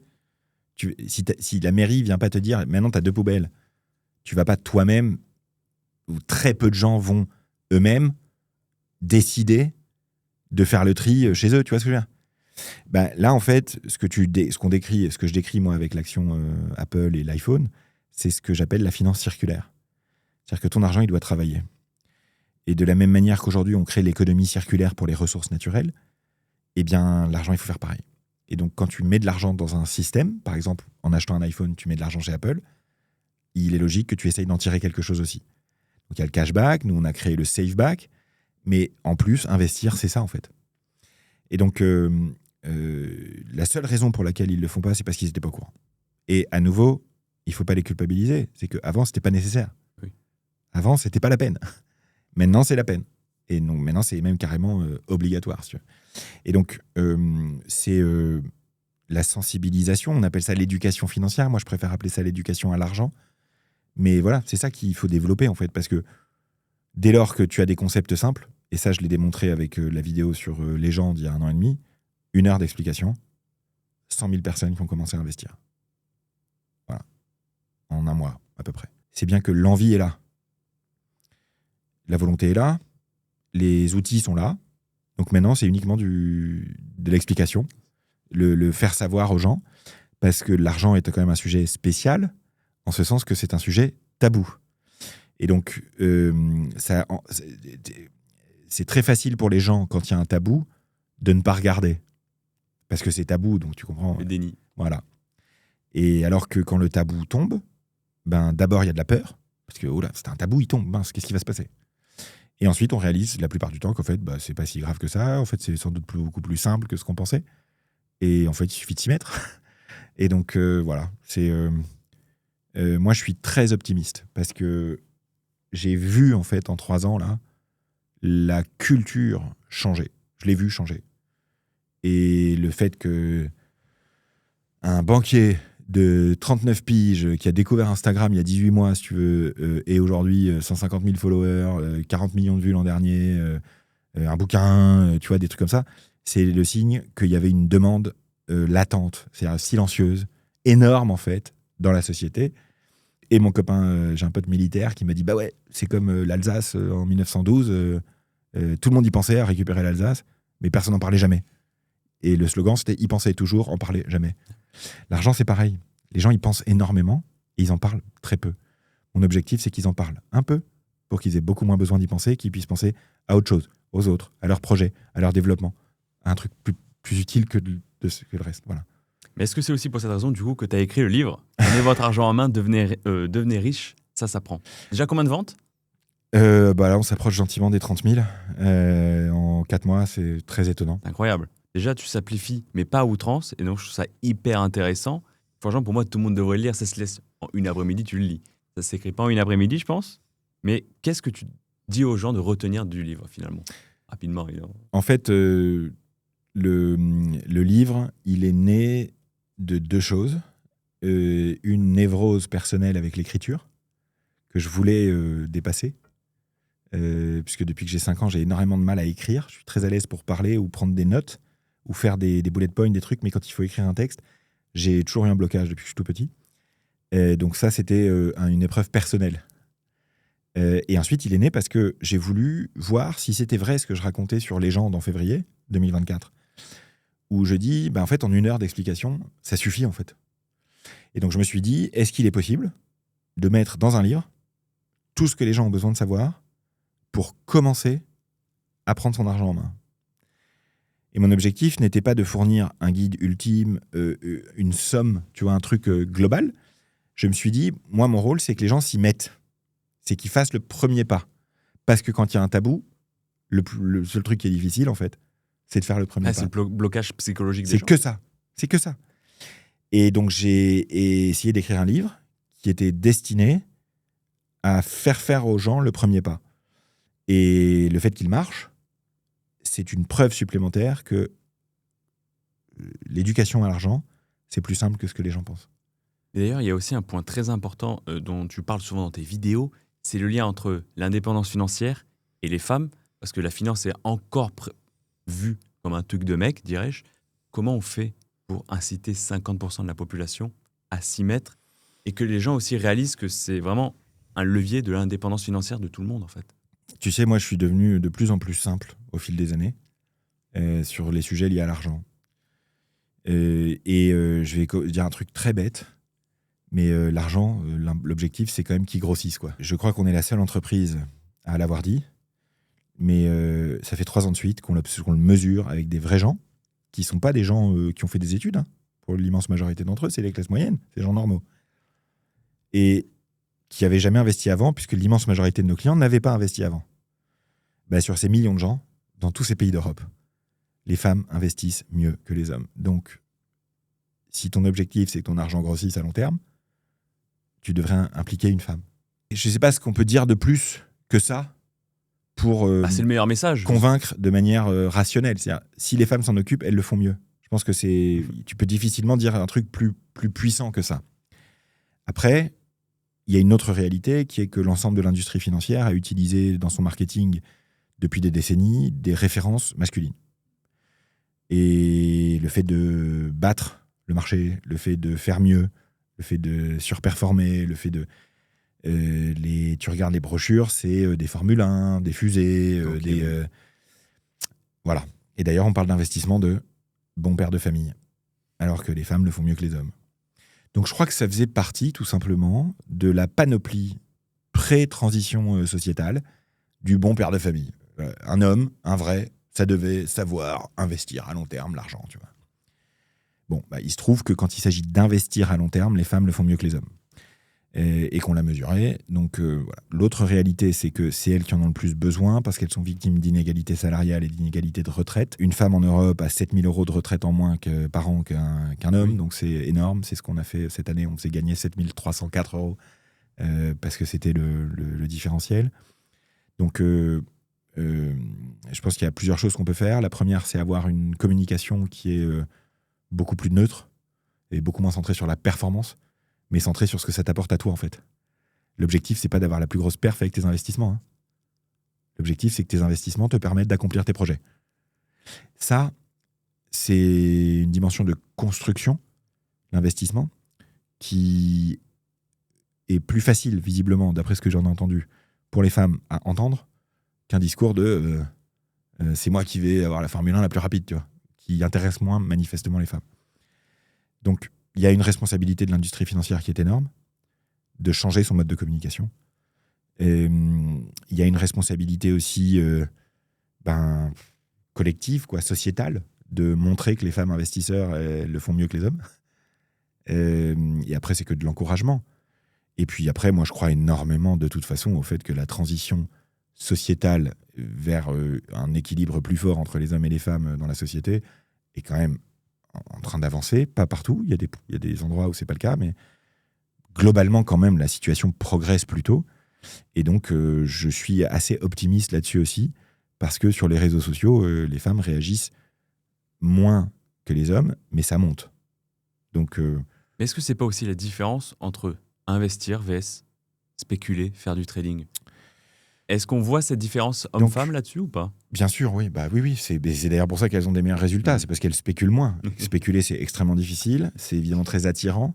Mais les femmes, quand elles commencent à investir sur Trade Republic, elles ne commencent pas par faire du levier 50, si tu veux. Et alors qu'il y a des hommes qui peuvent être tentés de faire ça parce qu'ils ont laissé certaines émotions s'exprimer. Et voilà. Après, si tu veux... moi, je reste absolument convaincu que, de manière générale, la génération Z déjà a davantage d'intérêt à investir que les précédentes, parce qu'elle a peur de l'avenir. Que les jeunes femmes, en tout cas celles que j'ai rencontrées, sont quand même beaucoup plus libres sur ces sujets-là et beaucoup moins dans le tabou, justement, et dans l'auto-limitation. Et donc, je suis très optimiste là-dessus. Je suis très optimiste. Moi, je vois des clubs d'investisseuses se développer. Je vois des créatrices de contenu qui font un boulot exceptionnel. On voit quand même de plus en plus clairement que les femmes prennent de meilleures décisions d'investissement que les hommes. Donc, je pense que cet encouragement-là va finir par passer. Mais toi, tu expliques aussi à tes enfants comment investir alors qu'ils sont jeunes. Mes ou enfants, du moins comprendre l'économie. Mes enfants, c'est un cas à part, si tu veux, parce que mes enfants, ils ont vécu à mes côtés les 4 dernières années, si tu veux. Donc, quand papa a fait Légende, les enfants, ils finissent par regarder au bout d'un moment. Okay. Ils regardent, donc ils entendent des trucs. Ils sont petits, ils ont 7 ans et 10 ans. Oui. Donc, ils comprennent pas tout, mais ils comprennent quand même pas mal de trucs. Et avec eux, je fais 2 trucs. C'est les 2 astuces que je donne régulièrement. La première, c'est que je coupe le son quand il y a de la pub. Que ce soit dans la bagnole, avec la radio ou à la télé. Quand il y a de la pub, je coupe le son. C'est juste pour qu'ils comprennent que leur libre arbitre, c'est pas mal aussi, en fait. Et donc, voilà. Et c'est un réflexe très bête, mais tu n'as pas le même rapport à la consommation si tu écoutes moins la publicité. La deuxième chose que je fais, c'est que quand il y a un bon bulletin scolaire ou quand il y a eu quelque chose de bien ou un anniversaire ou quoi, en général, je donne un billet. T'achètes la paix sociale. Non, tu vas voir. Je donne un billet et je dis, voilà, t'as ce billet. Tu peux faire 2 choses, soit tu peux le dépenser, soit tu peux essayer de gagner de l'argent grâce à ce billet. Si tu arrives à gagner de l'argent grâce à ce billet, je te donne un 2e billet. pour te récompenser d'avoir... Voilà. Ça, c'est... Voilà. Et ils choisissent Et lequel mon des objectif, c'est qu'ils essayent toujours de faire un truc. Ils n'y arrivent pas toujours. Parfois, ils cèdent à une envie très pressante d'acheter des cartes Pokémon. Mais souvent, ils essayent quand même. Parce que la perspective d'avoir 2 fois plus, ça te motive quand même pas mal. C'est ce qui s'appelle... Donc, ça me permet de leur faire travailler 2 choses essentielles. La première, c'est la gratification différée. C'est un phénomène déterminant dans le succès humain. Et je crois même personnellement que c'est un succès. C'est un phénomène... Ceux qui pratiquent bien la gratification différée ont plus de probabilité d'être heureux. J'insiste là-dessus. Le malheur, la frustration viennent souvent du fait que tes attentes et ce qui se passe ne sont pas alignés. Si tu repousses tes attentes à plus loin, et que tu acceptes que l'effort soit maintenant pour avoir quelque chose de bien plus tard, c'est beaucoup plus facile d'être heureux dans la vie parce que la vie, elle marche quand même pas mal comme ça. Et donc l'investissement, c'est pareil. L'investissement, c'est faire un petit effort d'investissement aujourd'hui pour avoir des grands résultats plus tard. Et donc la gratification différée, c'est un truc qui est essentiel à apprendre aux enfants. J'ai un copain qui apprenait ça à ses enfants en leur montrant un gâteau en disant « Eh ben non !» Je trouve ça un peu dur. C'est pas ce que j'ai fait. Il me disait « Apprentissage de la frustration ». Je trouvais ça un peu raide quand même. C'est rigolo une fois, mais bon, ça va quoi. Donc voilà, la gratification différée, c'est un truc très important à apprendre. Et le truc que j'essaie de leur apprendre avec ça, c'est que l'argent, c'est un flux, c'est pas un stock. Et ça, au XXIe siècle, c'est essentiel de le comprendre. L'argent, c'est pas un stock, c'est un flux. Donc c'est un flux qu'on peut transformer, qu'on peut agir, sur lequel on peut agir, qu'on peut... Voilà. C'est très important de le comprendre. Merci Mathias, c'était hyper intéressant toutes ces discussions. Je te propose de passer à la séquence suivante que j'ai appelée Red Flag, Green Flag. Donc là, tu vois, il y a 2 petits drapeaux. Donc il y a le Green Flag qui veut dire... Vas-y, prends-les. Le Green Flag, t'es d'accord. Red Flag, t'es pas d'accord. Donc je vais te dire une phrase et à chaque fois, tu vas me dire si t'es d'accord, pas d'accord du coup. Okay. Tu peux détailler ou pas, c'est un peu au choix. Ok. Alors, le premier, c'est investir, c'est pour les riches. Red Flag ? Ah bah oui, c'était le cas avant. Et c'est encore le cas sur certaines classes d'actifs. Il y a des classes d'actifs, des types d'investissements qui sont encore réservés à ceux qui ont au moins 50 000, au moins 100 000, etc. C'est ça qui réserve le truc aux riches, en fait. Mais sur l'immense majorité des investissements aujourd'hui, même si tu as 2 € à investir, tu peux. Avant, tu pouvais pas, du tout. L'épargne des Français est bien gérée. Red flag ? Bah ouais. L'épargne des Français n'est pas bien gérée, non. L'épargne est trop abondante, elle est trop chargée en frais et elle n'est pas du tout suffisamment investie. Donc les Français ont un comportement très positif qu'ils épargnent beaucoup, mais ils n'ont pas encore appris à investir. Et quand ils le font, il y a malheureusement souvent beaucoup trop de frais. Donc je dirais un truc simple qui prouve tout ça. Parce qu'après, sinon, il y a des débats sans fin avec les professionnels du secteur. L'immense majorité des investissements long terme des gens sont dans des assurances-vie. La performance moyenne de l'assurance-vie en France ces 15 dernières années, c'est 2,4%. Voilà. Après les frais. Bien sûr, oui. Donc, c'est pas suffisant parce qu'en fait, il y a l'inflation et il y a à un moment donné bien une raison pour laquelle le pouvoir d'achat des Américains a doublé et pas le nôtre. Donc, voilà. Et l'épargne, elle est bien gérée au sens où elle est en sécurité, il n'y a pas de problème, et on sera capable d'en s'en servir un jour si on en a besoin. Mais en revanche, c'est un pays qui est en train de s'encrouter, quoi. C'est pas un pays qui est en train de se développer. Okay. Donc voilà, l'épargne est mal gérée et mal utilisée. Investir en bourse dès 18 ans. Red flag ? Avant. Ah. Les intérêts composés, c'est ça qui crée de la richesse pour les petits épargnants. Et donc le plus tôt tu commences, le mieux c'est. Donc t'es plutôt green flag alors ? Non, parce que 18 ans c'est trop tard. Ah, avant, oui. Avant, le plus tôt possible. Pour moi, il faut commencer à la naissance. Ah, bien sûr. Il faut commencer à la naissance parce qu'en fait, des intérêts composés jouent à long terme. Donc, le plus tôt tu commences dans la vie de ton gamin, et donc les parents français ont souvent des bons réflexes, c'est-à-dire qu'ils créent des livrets A pour leurs enfants. Moi, je leur dis créer des comptes titres. Ah oui. C'est sûr que c'est plus efficace.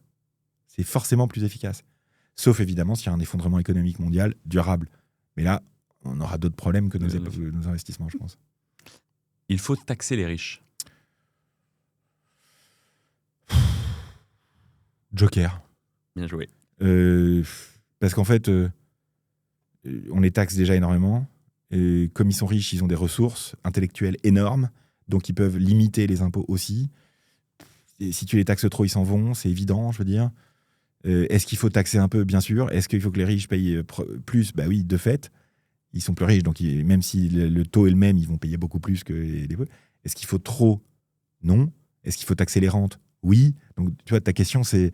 Ah bah, elle est large. Tu peux pas y répondre. Dans le contexte actuel en France, tu dis, est-ce qu'il faut taxer ? Je réponds forcément non. Ah oui, c'est sûr. Mais est-ce qu'il faut que les plus aisés payent des impôts ? Évidemment. Est-ce qu'ils sont plus malins que les autres pour en payer le moins ? Aussi. Est-ce qu'ils sont utiles à la société quand c'est pas une rente, mais que c'est des entrepreneurs et que leur argent sert à faire des emplois, à développer, etc. Bien sûr. Est-ce que pour autant il faut tout leur passer ? Non plus. Donc c'est comme tout dans la vie, je veux dire, c'est une question d'équilibre, quoi. Investir régulièrement la même somme. Ah bah ouais, là c'est... Une flag. Bien sûr. Bien sûr. Bah, c'est des maths de base, hein. C'est juste que ça te permet d'avoir la performance moyenne d'un actif, tout simplement. C'est pour ça. Il n'y a aucune autre raison.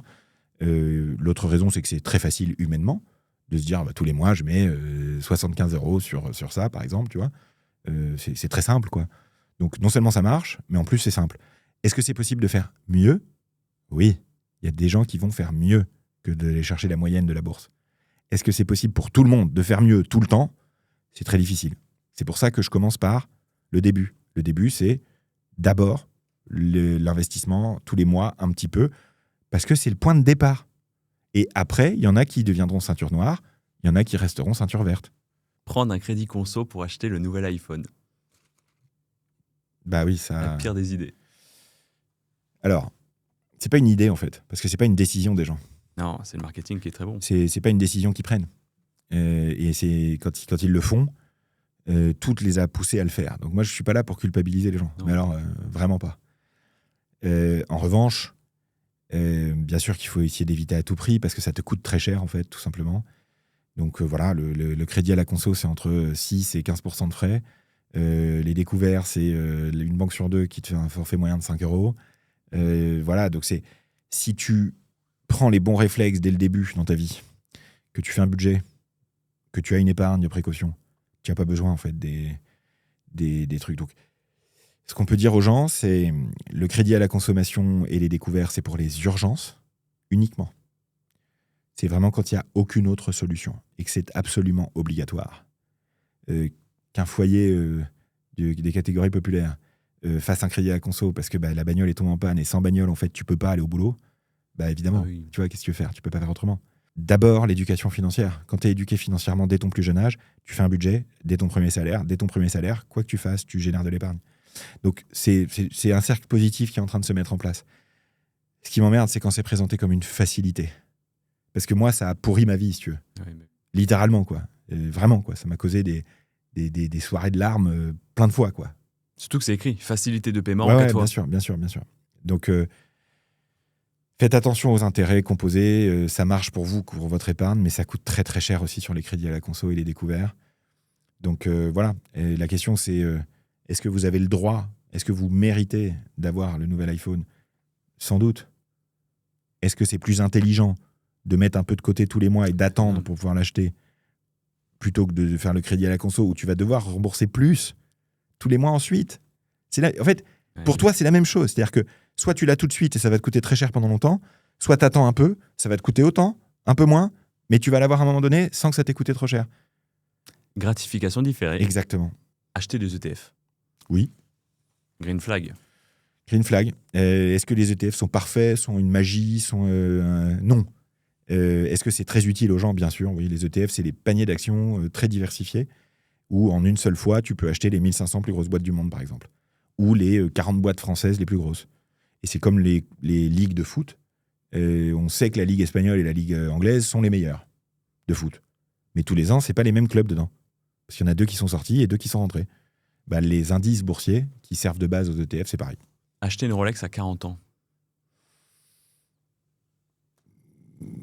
Moi, je m'en fous. Donc, voilà. Moi, c'est pas mon truc. Si tu peux, bien sûr. Oui, pourquoi pas. Je sais pas, c'est un bel objet, c'est sûr. Moi, ce qui m'intéresse dans ces objets-là, c'est plutôt la somme des milliers d'heures de gens avec leur talent artisanal consacré. Ça, j'adore. Moi, l'artisanat humain, j'adore ça. Je trouve ça fabuleux. Je trouve que le mécanisme, c'est incroyable. Ouais, mais c'est de l'artisanat humain. C'est des passionnés qui, tu vois. Donc voilà, moi les montres, je m'en fous personnellement. Mais si tu peux et que voilà, si tu fais ça parce que il le fallait pour ton image, je te renvoie au chapitre sur l'ego. Voilà, si tu fais ça parce que tu peux et que ça te fait plaisir et que c'est un truc que tu vas pouvoir léguer à tes enfants ensuite, Bien sûr, oui, pourquoi pas. Est-ce que t'as raté ta vie, comme l'avait dit Seguela? Non, franchement, non. Non. Après, ah oui. L'argent fait le bonheur. Les deux. C'est les deux. Parce qu'en fait, les études ont démontré que si tu passes de 30 000 par an à 70 000 par an, ton bonheur augmente très fortement. Et elles montrent qu'au-dessus de 70 000 par an à peu près, il n'y a plus vraiment d'impact. Donc l'argent, je dis toujours la même chose, c'est deux choses. L'argent, c'est la sécurité. Et ensuite, c'est la liberté. Le bonheur, si tu es inapte au bonheur, bah là, il faut passer par la case thérapie. Mais l'argent te donne la sécurité et la liberté. Et si tu es un gros con, tu auras la liberté d'être un encore plus gros con. Et si tu es quelqu'un qui est destiné à être malheureux et qui ne pourra jamais être heureux à cause de sa psychologie, tu resteras un riche malheureux.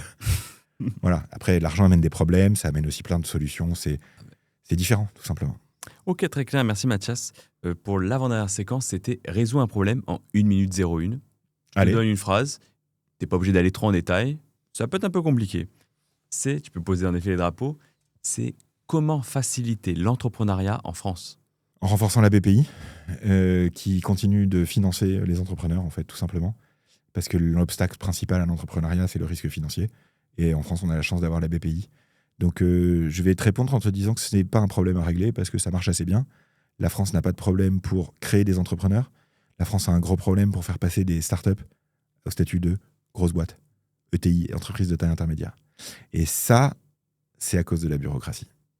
Donc, si tu veux continuer à faciliter l'entrepreneuriat, tu continues ce qui est fait. Il n'y a pas grand-chose à changer pour faciliter l'entrepreneuriat. Le vrai problème, c'est que les boîtes françaises doivent devenir plus grosses. Et là, il y a plein de choses à faire, débureaucratiser et créer des fonds d'investissement plus forts en France. Et à nouveau, j'ai aucun doute que ça va advenir. Oui. Je suis certain que dans les 10 ans qui viennent, la France va se débureaucratiser au moins un peu. Okay. Je suis certain qu'avec tous les entrepreneurs qu'il y a eu en France depuis 10 ans, il y a des fonds d'investissement français qui vont naître. Et je suis prêt à te parier que si je reviens dans 10 ans, il y a un fonds souverain français. Ce serait avec plaisir, en tout cas. La nature a horreur du vide, donc il y a un moment donné où ça sera fait. Oui, en effet, je pense que c'est la suite logique, vu que la plupart des pays commencent à le faire, donc on n'a plus le choix. La deuxième question était comment on redonne confiance aux Français en l'économie? Avec des résultats. Voilà, c'est vraiment extrêmement simple. Tu veux que les gens aient confiance dans un système, qu'ils y gagnent de l'argent, et ils auront confiance. Les millions de clients de Trade Republic, à qui on a dit d'investir tous les mois dans des ETF des petites sommes, ils voient que ça marche. Donc ils ont confiance. L'économie, on lui demande qu'un truc, c'est d'être efficace. Il n'y a pas d'idéologie en économie pour moi. Il y a de l'efficacité. Donc le jour où l'indice de Gini recule, le jour où le chômage baisse, le jour où le pouvoir d'achat des gens augmente, ben, ils auront confiance dans le système. Et qu'ils n'aient pas confiance dans un système qui ne leur fait pas progresser en pouvoir d'achat, qui fait endetter l'État, qui fait... c'est pas une question de confiance en fait, c'est juste que ça ne marche pas les gars. Donc voilà. Et puis après, tu as la dimension d'éducation financière, mais ça, le TGV de l'éducation financière est lancé, et là, il n'y a plus personne qui va l'arrêter, si tu veux. Ah non, là, non. Et la dernière question, quelles sont les règles pour investir efficacement? Eh ben, il y en a deux. La science nous dit qu'il y a deux règles pour investir efficacement. La première, c'est de le faire à long terme. Il faut que ce soit long pour que ça marche. Et la deuxième, c'est que ce soit diversifié. Et le meilleur exemple... Et puis, alors moi, ce qui est assez génial, c'est que je suis assez confiant sur ces deux règles-là, si tu veux. Et les 4 dernières années, j'ai eu 40 occasions de montrer que, d'ailleurs, vous voyez ce qui se passe là en ce moment? En fait, voilà. Donc cette année, les actions européennes se sont mises à surperformer les actions américaines de manière totalement inattendue depuis le début de l'année. À la fin de l'année dernière, tout le monde disait il n'y a qu'aux US qu'on peut investir. Tout le reste, c'est de la merde. Full US, tout sur les US, tout sur les US, tout sur les US. Et ben voilà. C'est ce qu'on appelle d'ailleurs les Trump trades. Maintenant, tout le monde sait les Trump trades. Donc, si tu veux, les US, en fait, non. En fait. Ceux qui performent bien depuis le début de l'année, c'est ceux qui avaient aussi de l'Europe. Et puis, non, l'or, c'est un truc pépère, ça sert à rien, ça avance pas par rapport au Nasdaq. Et ben voilà, l'or, il est à $3 500 là. Donc, ceux qui avaient et des actions américaines, et des actions européennes, et de l'or depuis le début de l'année, ils sont mieux que ceux qui avaient fait les malins en décembre, qui avaient tout mis sur les US. Donc, ce qui marche, c'est le long terme et la diversification. Et c'est pas tout. C'est-à-dire que tu peux faire mieux ensuite. Tu peux faire d'autres trucs. Tu as des différents projets qui nécessitent d'autres modes de financement, etc. Mais le plus important, c'est de s'y mettre. Et que ça dure. C'est pour ça que je dis aux gens, d'abord, tu fais ton plan d'épargne avec tes ETF, tu vas voir que ça marche, tu vas avoir confiance et tu iras peut-être plus loin si tu en as envie. Donc, à toutes celles et ceux qui ne comprennent pas ma démarche, qui m'accusent de simplifier, qui m'accusent de d'être un populiste pour certains ou qui m'accusent de ne pas être suffisamment précis dans mes interventions, je rappelle et je répète encore et encore que mon objectif est d'aider les gens à s'y mettre. Je ne suis pas là pour les former à tout. Je ne suis pas là pour dire qu'il n'y a qu'une chose qui marche pour tout le monde. Je suis là pour aider tout le monde à s'y mettre, parce que s'y mettre, c'est toute la suite ensuite est beaucoup plus facile. Le problème, c'est de s'y mettre, et moi, je suis là pour ça. Bah écoute, super, merci beaucoup Mathias. Pour la dernière séquence, ce que j'ai fait, c'est j'ai demandé à mes abonnés en story Instagram si vous aviez une question pour Mathias Bacchino, quelle serait-elle? Alors je les ai parfois reformulées, je les ai mises dans ce petit bol. Il se gêne pas pour me les poser dans la rue. C'est vrai, là Souvent. tu peux en piocher. Allez. On a en pioché 4-5, il y en a une dizaine, mais je te les laisse lire. Alors, Noah, quels sont vos conseils avec des exemples pour avoir un parcours similaire au vôtre? Et bon, j'en ai donné pas mal déjà, je pense, dans ce podcast. Là, je me souviens, c'était pour aller vers le trading plutôt. Et donc, si tu veux travailler en salle des marchés, il faut faire des études pour, parce que les salles de marché recrutent en fonction de ton diplôme. C'est la France. Il y a des pays où c'est pas comme ça. En France, c'est comme ça. Donc, si tu veux, et je dis pas que c'est bien, hein, et il y a un mec qui explose en ce moment sur Instagram qui est à mourir de rire, qui montre bien cette caricature-là. Pierre Le fameux, Chartier. X 2007, je sais pas 2007. quoi, le fameux. Voilà, bref. J'en ai connu des comme ça, je te jure, un paquet. Aussi. Donc, la première chose, c'est malheureusement, si tu veux bosser en salle des marchés, en finance de marché, il faut faire des études spécifiques. Elles sont connues, c'est des écoles d'ingénieurs, c'est certaines universités, c'est des écoles de commerce. Voilà. Et ensuite, le conseil que je peux te donner, c'est d'investir par toi-même le plus jeune possible pour te former toi-même au truc, en fait, à titre perso, et pour être beaucoup plus crédible ensuite quand tu es en entretien de stage. Parce qu'une fois que tu as ton stage, si tu es bon, Oui. tu y seras. Donc le bon diplôme, le bon stage, et pour ça, avoir un plan d'action clair comme je le fais toujours. Ouais. C'est que toi, t'es un expert. Mais je des sais plans. pas si Noah devrait avoir un parcours similaire au mien. Il voudrait aller travailler en trading. en Il tout- devrait dans avoir le son message. parcours à lui. Mais c'est que tu as raison que moi, j'avais commencé à faire du trading de crypto pour apprendre le métier. Et après, en entretien, j'en parlais. Eh ben, t'étais beaucoup plus crédible. Parce Eh que ouais, le parce mec en face, il se disait, bah là, il y a vraiment quelqu'un qui est intéressé. Exactement. Moi, la première question que je posais à mes candidats stagiaires, c'est, tu as des actions? C'est la première question que je leur Ah oui, posais. Et tout de suite, tu vois la différence, en fait, entre le... Et pour l'anecdote, une fois, moi, j'avais demandé à Emmanuel Macron, je l'avais croisé, je lui avais dit, j'aimerais postuler pour un spring, donc un stage chez Rothschild. Il m'avait dit, c'est méritocratique, postule sur le site. J'ai jamais été pris.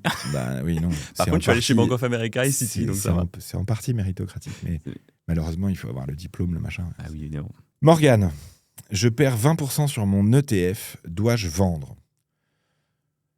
Alors 20%, c'est un niveau intéressant parce que c'est le niveau auquel on parle de marché baissier. C'est-à-dire jusqu'à une baisse de 20%, on parle d'une correction.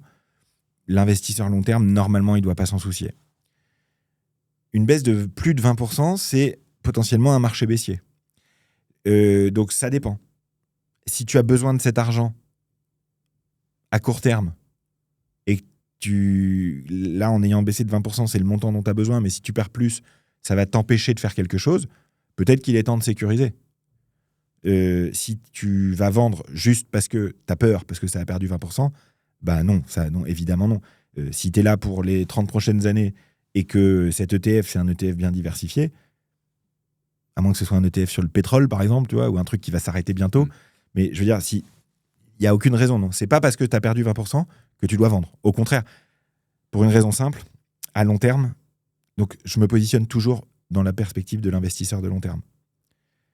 À long terme, si tu rates sur 20 ans les 10 meilleures journées, tu as la moitié de la perf. C'est un chiffre essentiel à comprendre. Et les 10 meilleures journées, elles interviennent quand? Juste après une forte baisse.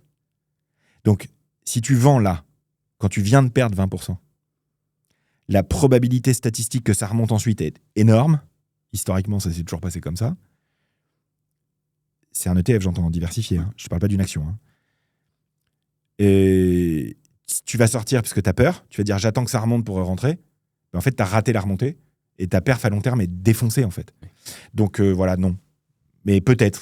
Tu vois, faut être capable d'analyser. Mais c'est pas parce que ça a perdu 20% un ETF qu'il faut vendre tout de suite. Ok. Bah, tiens, on se fait une dernière question, Mathias, si tu veux. Allez. Ah, C'est quoi? Yasmine, quelle est la pire arnaque bancaire que vous ayez vue? Je dirais que c'est tous les véhicules d'investissement à long terme qui ont tellement de frais qu'il n'y a aucune performance en fait. Donc voilà, il y en a plein. Ouais, ok. On a tous quelqu'un qui a un produit d'investissement long terme depuis 20 ans et qui s'aperçoit qu'en fait, il ne s'est rien passé dessus depuis 20 ans. Et ça, c'est vraiment pas possible en fait. Donc les frais, je dirais que c'est la plus importante. La deuxième, c'est le discours autour de la gestion active. Et là, je me fais pas que des copains, mais allez voir ce que dit l'étude SPIVA, S-P-I-V-A, chère Yasmine. Et je pense qu'après, vous regarderez les choses un petit peu différemment. En tout cas, merci beaucoup Mathias d'être venu. Je vais te laisser ensuite le mot de la fin. Je vais conclure un peu avant. En tout cas, merci beaucoup pour cet échange. Je trouve qu'il était hyper intéressant. Évidemment, on aurait pu en parler pendant des jours sans s'arrêter. C'est interminable, mais c'est des sujets hyper intéressants. Donc déjà, merci beaucoup d'être venu Mathias. Et en tout cas, n'hésitez pas à retrouver donc, toute la vidéo longue donc, sur le format YouTube, en format court sur mes différents réseaux. Et encore une fois en audio, n'hésitez pas à liker, partager, à mettre un commentaire et à vous abonner car ça soutient la chaîne. Et maintenant, Mathias, je te laisse le mot de la fin. À toutes celles et ceux qui nous écoutent, je veux dire, prenez votre argent en main. Si vous le faites, vous allez dépasser un tabou, vous allez être davantage en contrôle de votre avenir. C'est pénible au début, mais ça va vous apporter pour tout le reste de votre vie une liberté bien plus forte. L'économie, c'est vous. Investir, c'est aussi impacter le monde. Donc, sentez-vous légitime pour vous en occuper. Sentez-vous fier de vous en occuper aussi.